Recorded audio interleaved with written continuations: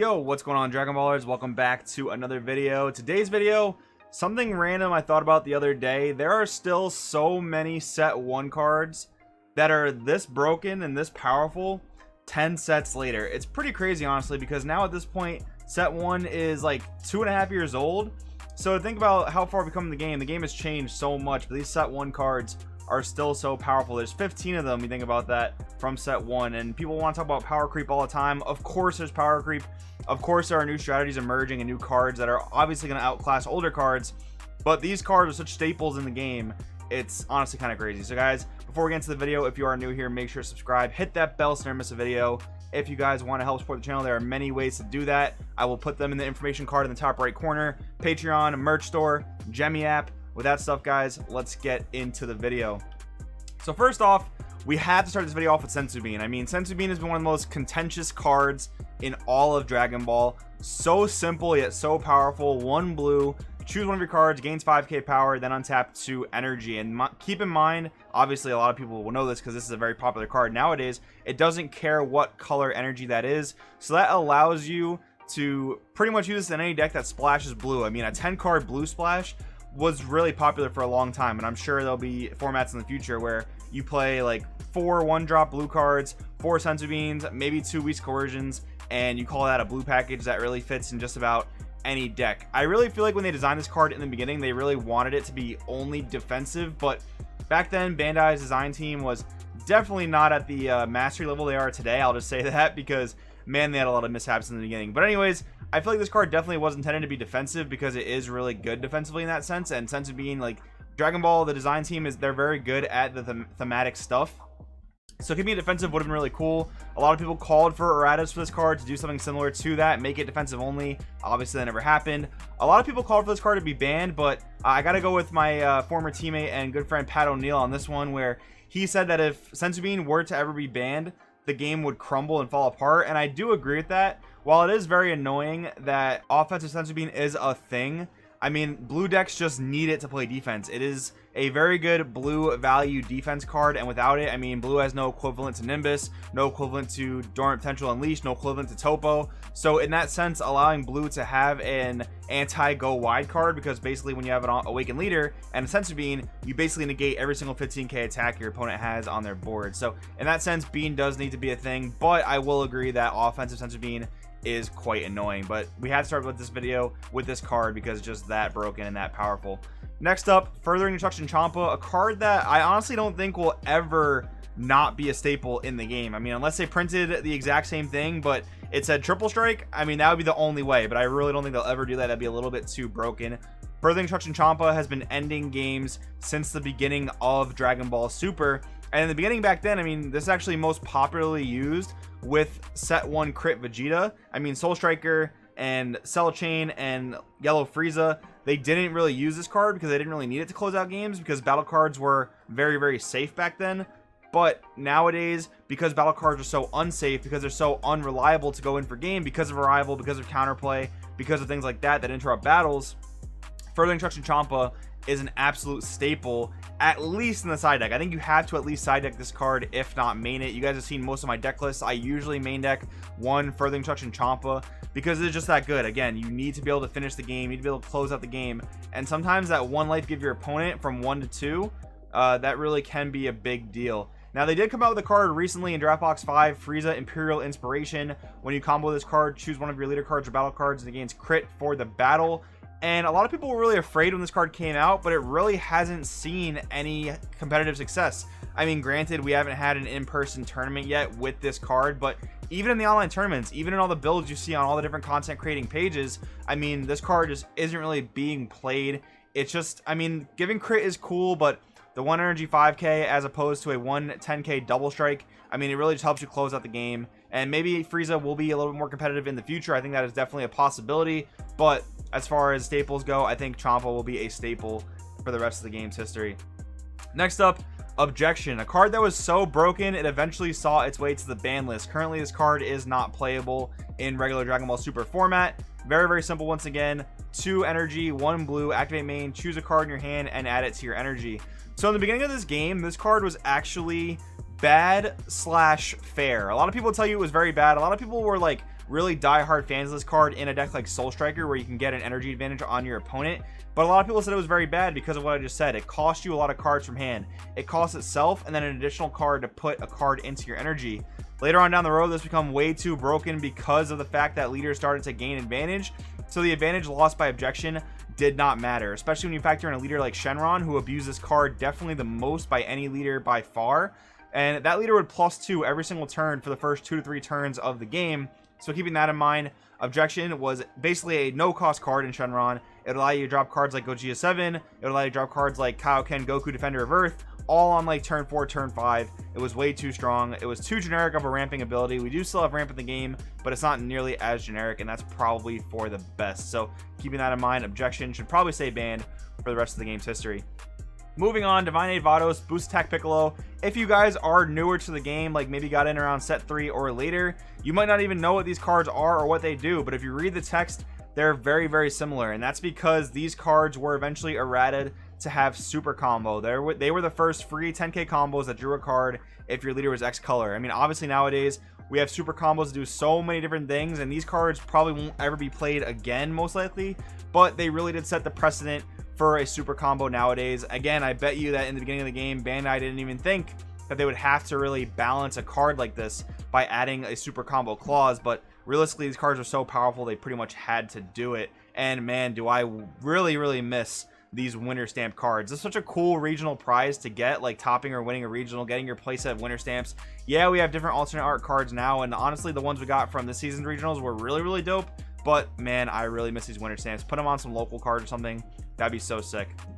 Next up, Lightning Fast Hit. This is always a card you have to watch out for when new hit support comes out, because it is a card that can kind of get out of hand. I mean, a 6-drop 25k, maybe in set 10 is a little bit more easy to deal with now that we have God Sealing Trunks, but back then, and even in more recent formats, the only card that could really answer this was Cold Bloodlust or Frost Deadly Poison, and not every deck could run those cards. So keeping that in mind, when a new burn strategy came out, it was a card you really had to keep an eye on. This is not necessarily a reason why World Peace got banned, but it's a good reason to argue for the banning of World Peace, which would eventually go to be banned, because World Peace for free, you could bring out Hit Space-Time Transcended. Space-Time Transcended is a card that came out later on that basically allowed you to drop the 6-drop hit for 3 energy, especially paired with World Peace. World Peace was a free play for this 3-drop hit, and then for 3 energy, you would play this, burn your opponent for 2, and then you could swing for a double strike if that burn for 2 didn't end the game already, which it pretty much usually would. So a card that has to be watched constantly, and a card that probably has one of the nicest SPRs in the game. This did reach like $50-$60, I believe, around the time that Space-Time Transcended came out. That was pretty cool, but very cool card nonetheless. Next up, Cava, a card that will probably again always be timeless. I mean, this card, for 1 energy, you have game ending power, and nowadays with unisons, this card is so good, because for 1 energy, you're 1 Self Awakening and 2 removing a unison, 2 unison markers from a unison. That is just so good value. Like, this card wasn't really played for a while, and it did spawn an entire branch of 1-drop double strikers for most colors, but now that unisons are back in the game, this card picks up such a ton of value. Really, again, set the precedent for an entire type of card to be printed in the Dragon Ball Super card game. So from that perspective, that is very cool. Next up, Kanis Awakening, a card that no one ever thought would ever be any good until Golden Frieza the Majestic Emperor came out. This leader basically searches red extra cards, and in this deck where you are lacking a good amount of combo power because most of your deck is extra cards, Kanis Awakening being a 0 energy searchable 10k combo, that is pretty good value. Outside this deck, Kanis Awakening probably won't be too great in general, but in this deck it is very good, so I thought it was worth shouting out in this video. Next up, Whize the Wrestling Attendant, arguably one of the main reasons why World Peace was banned, even though you had to watch it for hit. This is actually one of the cards that probably got World Peace banned because this card really wasn't too great. This card did see play in set 1, set 2, but until Shenron World Peace, Shenron Ramp came out, man, this card was not very good. But the ability to play it for 0 energy, get an energy on playing it, and then have a 10k combo to combo for defense after that, and then just re-abuse it because it's back in your drop barrier, you can World Peace again. Man, this card was super broken in Shenron Ramp, and now that you can't really play it for free, probably not going to be too playable in the near future, but who knows, we could get more God support, more Whize support. You know, when Blue Beerus gets more support, this is a card you do have to keep an eye on, so keep that in mind. Whize Coercion, a card that I still really like, and I think most players will tell you that it's a very good card. You know, now that we have Dimension Magic, obviously this card is relatively outclassed But Dimension Magic, you have to keep in mind, only works for blue leaders. So, for example, in my red-blue starter UI Goku deck, I played Whize Coercion because I didn't want to play After Image, didn't want to play Is It All You Got because they just weren't so great in the format. So what's the next best thing to a 1 energy negate, get 2 energy back? Well, a 1 energy negate, get 1 energy back, basically making that negate free on energy cost. So, in my opinion, obviously a good card. Probably, again, a card that will never be irrelevant because of the fact that it's splashable, doesn't care what color your leader is or anything like that. So, very, very good. Cold Bloodlust, a card that eventually go to 1 in the Dragon Ball Super Ban and Forbidden list. This card was honestly really crazy in its time because in its time when it was at 4, we barely had any other counterplays in the game. We had like Crusher Ball and like Ectoplasm and Panther Strike, but those cards were not very good, and Cold Bloodlust was incredibly good, but it was very, very tied to specific archetypes. But to think at one point we had 4 copies of a card that basically said anything your opponent plays gets negated. Foreseeing Hit, nope. Chantix Zeno, nope. Yeah, this card was really, really crazy. Definitely deserved of a 1 spot on the ban list for sure. Next up, Battering Laser, another set 1 yellow extra card that would go on to be banned. This card just like ruined the gameplay experience for so many players. 1 energy, discard a yellow, negate the counter your opponent's using. And man, this card was super, super broken. It just ended games outright, and it really wasn't fun. I mean, there was a whole combo where Mirror Creator Absorbed, Battering Laser, and Furthering Touch and Champa, notice that 2 of those cards are a set 1 card, would basically be 2 uninteractable damage your opponent couldn't do anything about. And that was before Arrivals. Yeah, that was before certain types of counterplays. But regardless, this card was not healthy for the game. It was too strong. Now we have a card like Swift Retaliation Cooler. Yeah, it does the same thing, but it costs 3 energy, and only if your leader's yellow. So in that point, it is relatively fair, even though it's still a very, very strong card.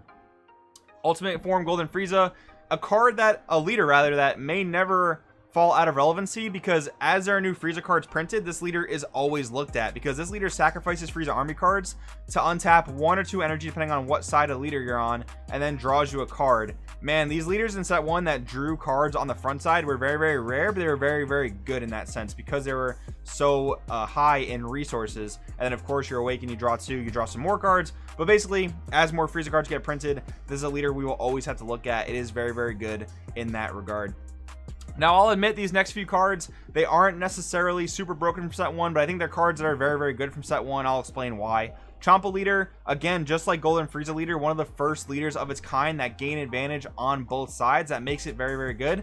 It did get some legacy support with Almighty Technique Vados, where it helps you awaken at 8 life if you see it early enough. That is a very, very good effect. So if there were a more consistent way to see Vados, I actually think that this leader could be very, very meta relevant as long as you're able to more consistently awaken at 8 life. But even if you couldn't awaken at 8 life, the fact that you can play the 1-drop 15Ks like Cava, like Intensifying Power Trunks, attack, draw off of those, and self-awaken, I think that makes this leader very, very good. A little bit more support. I think Champa could definitely be strong. Super Saiyan Gotenks, a 5-drop green card that is honestly not outclassed by any of the 5-drop green cards that are in the modern day DBS. Like, yeah, there are other good 5-drop greens, but green's problem is it really does lack boss monsters, and Super Saiyan Gotenks is really probably the best 5-drop green boss monster in the game. Play it, draw a card, untap 2. I mean, that kind of value, even for set 1, was the best card in set 1, set 2. And besides that, it's probably the best green boss monster nowadays in general. And finally, guys, we got to talk about Crusher Ball, one of my favorite cards in the game if you guys have been fans of the channel for any amount of time. Yeah, this card is pretty much now outclassed by Giant Ball, and I am a big fan of Giant Ball as well. But Crusher Ball, in my opinion, will always go down in history as one of the best yellow counterplays of its time, especially when people kind of undervalued it and underestimated it. So guys, hopefully you enjoyed the video. A little bit of a blast from the past. Thank you for watching. Let me know what you think in the comments below. I will see you guys next time.